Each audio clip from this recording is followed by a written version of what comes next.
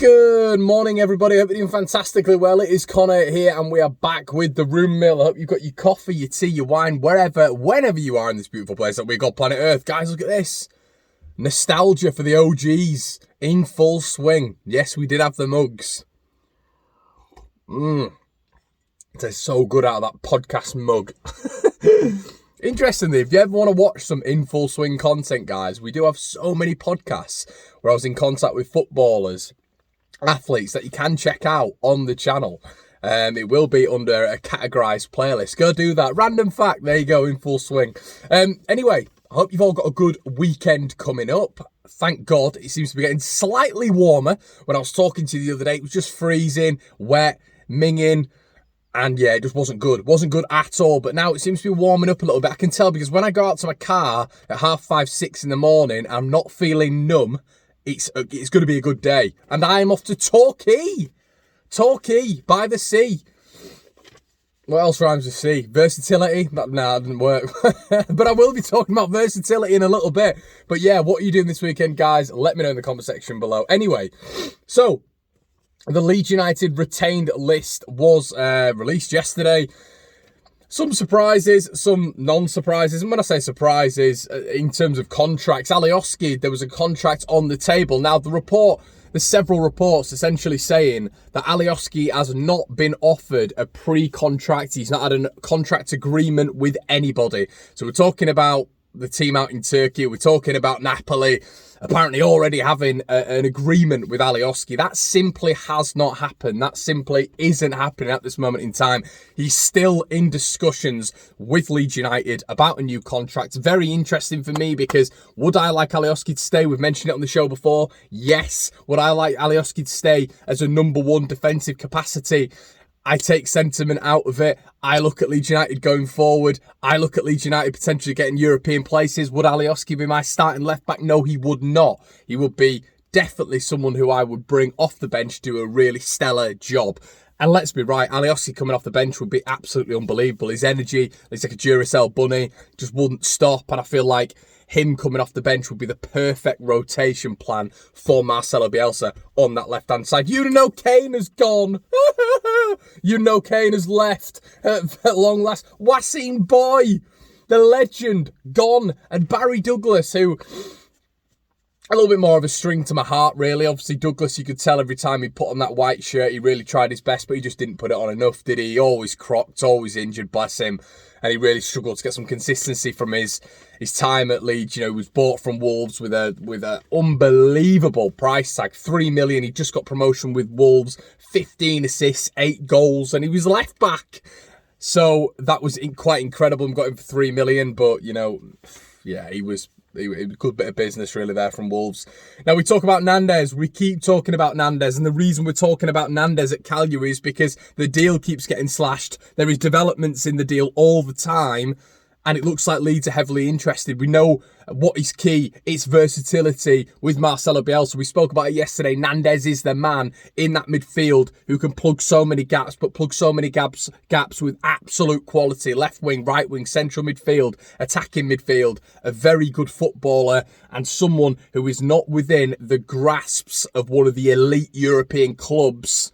He's at Cagliari, with all respect. Now, it was revealed earlier on this morning, several reports are saying that Nandez price will indefinitely be slashed. Why, you guys ask me? Well, his price is being slashed because in his contract there is a release clause. Now, the release clause hasn't been revealed, but he's valued at 36 million euros. But apparently there is a clause in his contract which will have to, if Leeds come in with a certain valuation, if Leeds come in with some certain money and they trigger that release clause, they trigger that price valuation, Cagliari will be forced to accept the bid. Very, very interesting. This is just not going away with Nandez. It's not going away. And it seems to be, you know, you hear sporadic rumours. I can tell you, talking about the Room Mill, certain players who stay on the mill.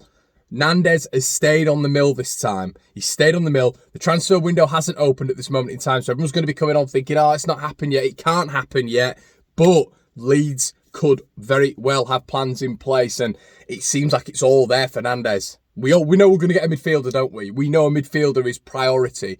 Nandez could be that midfielder. And when I say could be, you could be looking at 75, 80% sure already. And yeah, he's very exciting, very good player, and someone who can plug a lot of gaps with a lot of quality.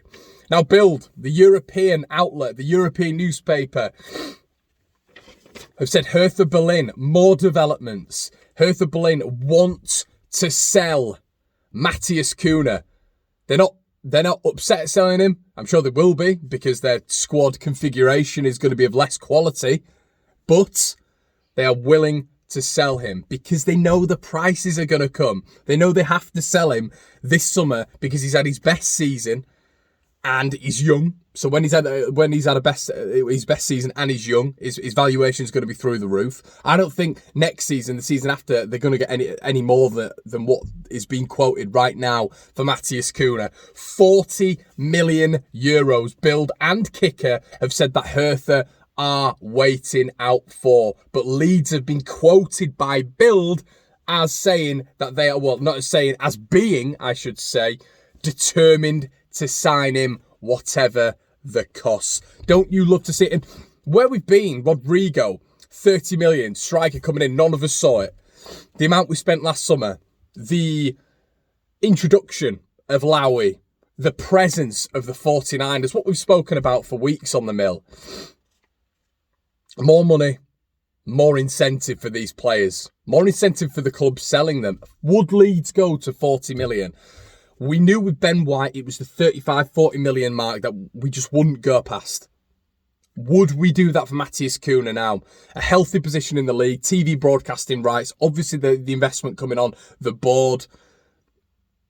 Wages being freed up from Berardi. Wages being freed up by Nandez. Wages being freed up by potentially Alioski. You've got to think Bielsa has to plug, as I said about Nandez, these gaps. He won't overfill because he never does.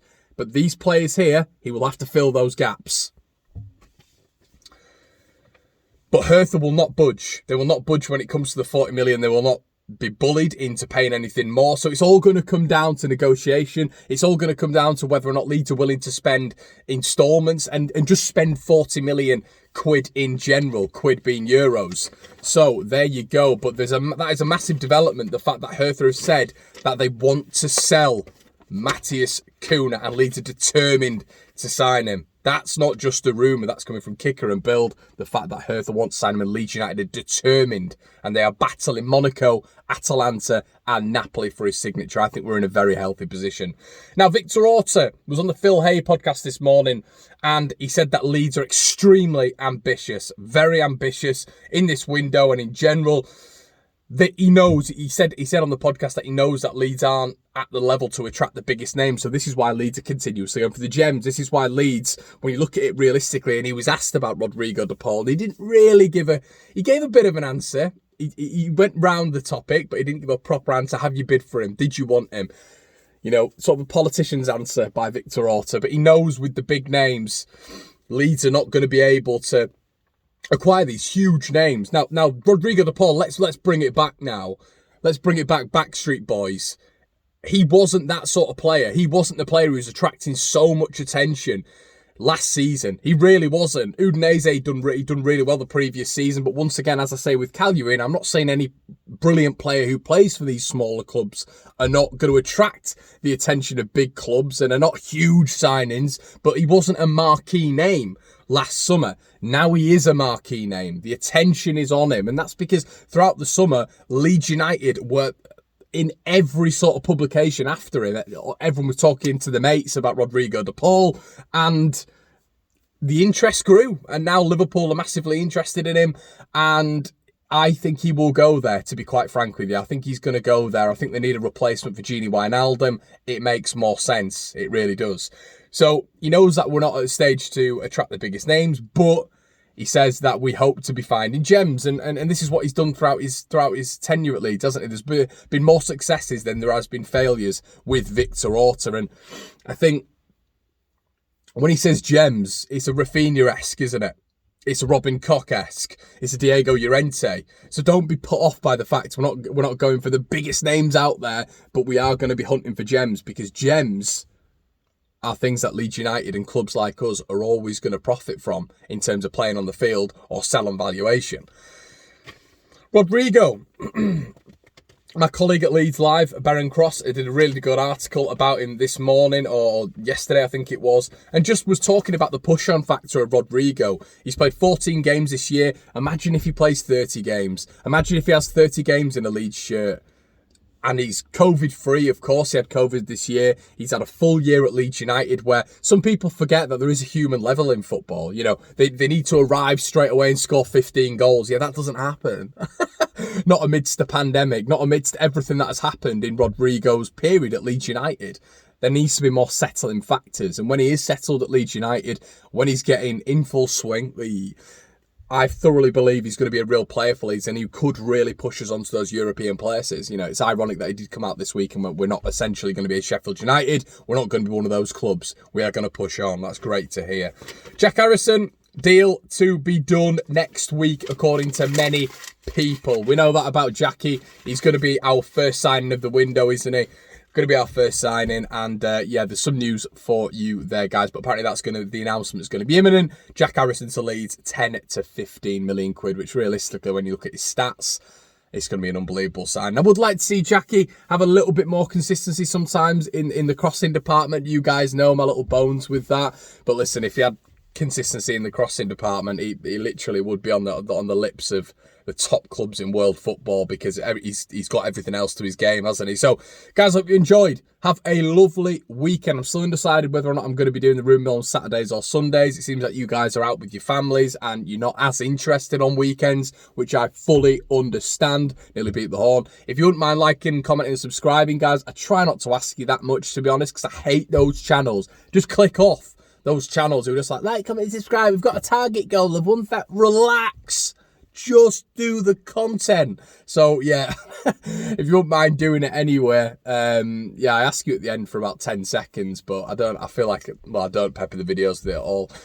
So thank you so much, guys. As I say, the transparency is real, and hopefully we'll hear some even more amazing rumours come out really soon. The transfer window's starting soon. The Euros is starting soon. A lot of things to look forward to.